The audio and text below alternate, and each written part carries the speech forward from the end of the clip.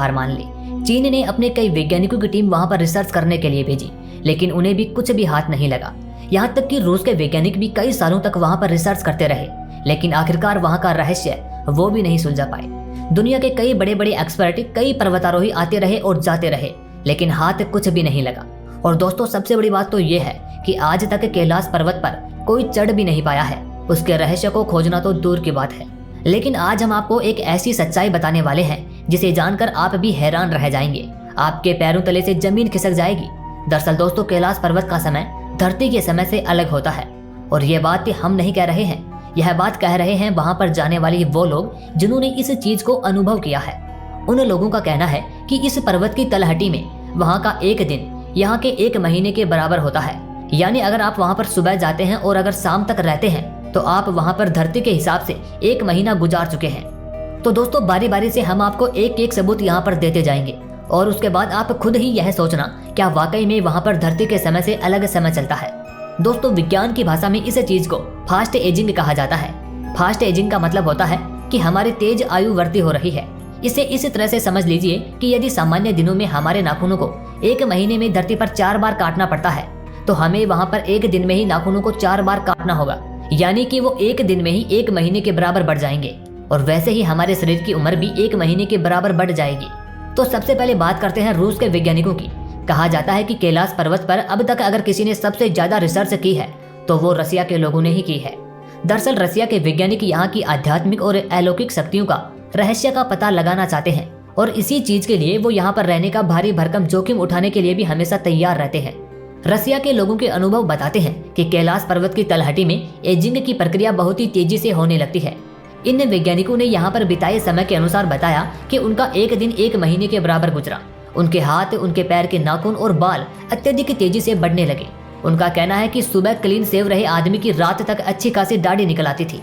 रूसी वैज्ञानिक डॉक्टर अर्नुस्ट मूलदासेव के बारे में कहा जाता है कि उन्होंने ही सबसे पहले यह बताया था कि यहाँ कैलाश के 53 किलोमीटर परिक्रमा पथ पर रहने से एजिंग की गति बढ़ने लगती है।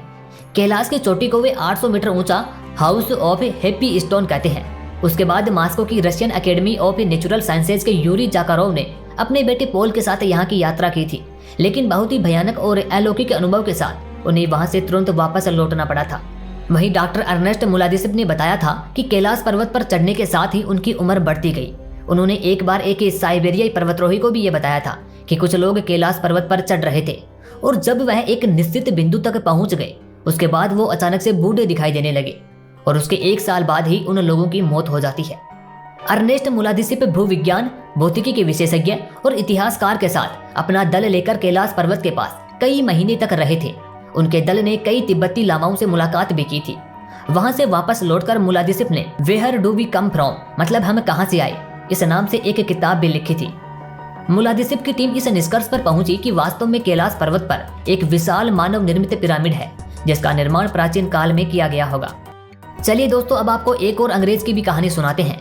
लॉरेंज डिसूजा नाम का एक अंग्रेज था। उसने एक बार कहा था कि मैं इस मजबूत कैलाश पर्वत को पार करके दिखाऊंगा और आपको जीवित लौट करके दिखाऊंगा। इसके बाद उसने कैलाश पर्वत पर पहुंचने के लिए चढ़ाई शुरू कर दी, लेकिन जैसा कि बाकी लोगों के साथ हुआ वह भी आधे रास्ते से वापस लौट आया।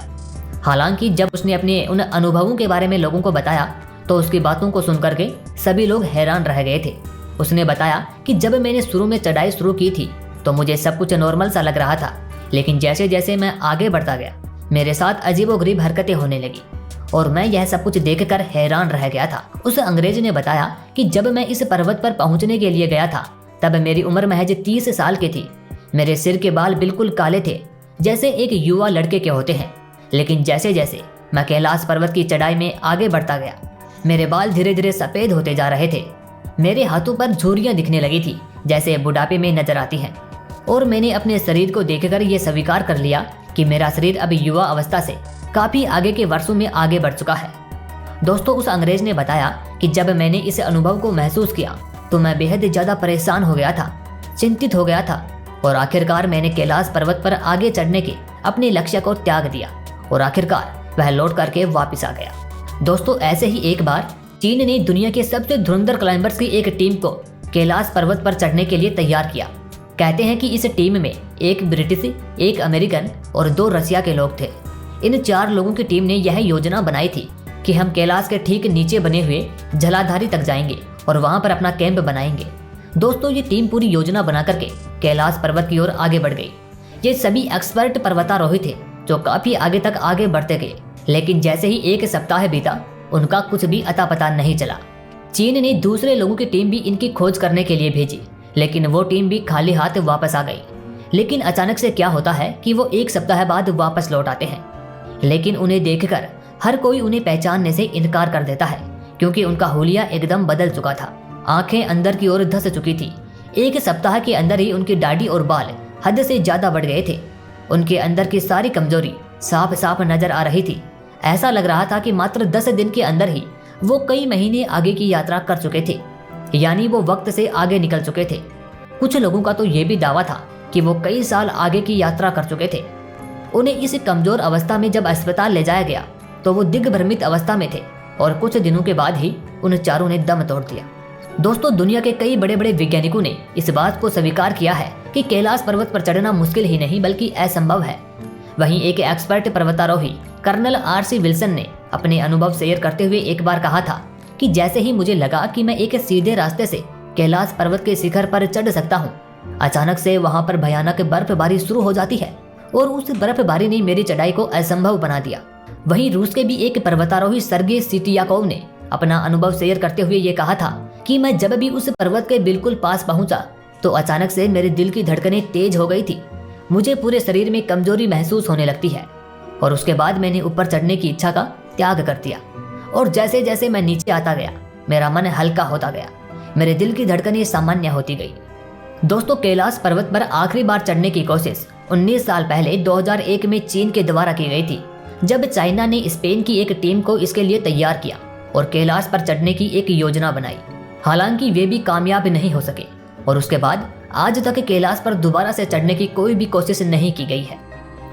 दोस्तों, कहते हैं कि सन 1928 में एक बौद्ध भिक्षु मिलारेपा अकेले ऐसे इंसान है जो कैलाश पर्वत की तलहटी में जाने और उस पर चढ़ने में सफल रहे थे, किंतु इस योगी के इस बात के कोई सबूत नहीं थे या फिर वो खुद ही सबूत पेश नहीं करना चाहता था।